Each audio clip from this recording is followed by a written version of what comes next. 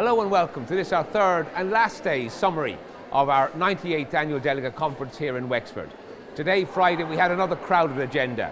The first half of the morning was spent debating a range of motions covering such things as risk assessment, health and safety for nurses and midwives, staffing levels in care of the elderly, the role of the clinical nurse manager in the care of the elderly area, and also in particular the need for a Dublin living allowance, if you like, a weighted allowance in Dublin so that we can attract and retain people. Lots of dynamic debates about those motions, and they've given us an agenda of work to do over the coming year to try and implement them.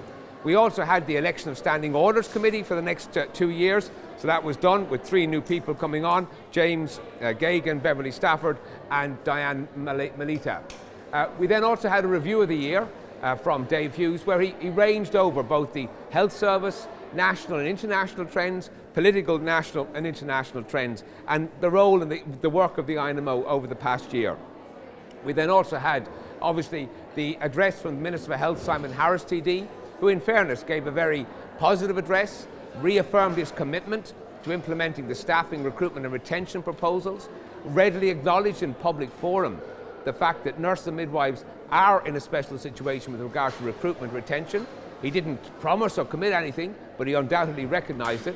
And then we had the first address by our President, Martina Harkin-Kelly, who quite clearly mapped out her belief that parity has got to be achieved, that respect has got to be given, and that in these forthcoming pay talks, the INMO has a clear agenda. Our members want their money back like all public servants, but the labour market requires further special initiatives that will lead to parity with other health professionals in terms of pay and hours. Solve that problem and you solve the recruitment and retention problem. And we clearly mapped out, in the presence of the Minister, that agenda for the forthcoming pay talks.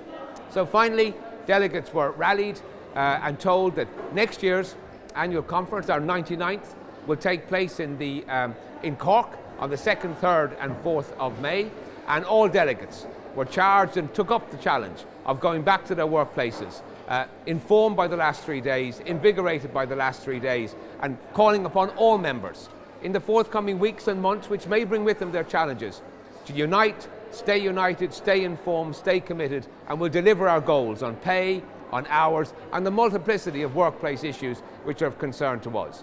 Thank you for tuning in. Thank you for staying in charge. Continue to tune in, website, our social media platforms, and remember, stay with the INMO, stay unified, and we will bring the agenda for the next year home to the satisfaction of members. Goodbye now from Wexford.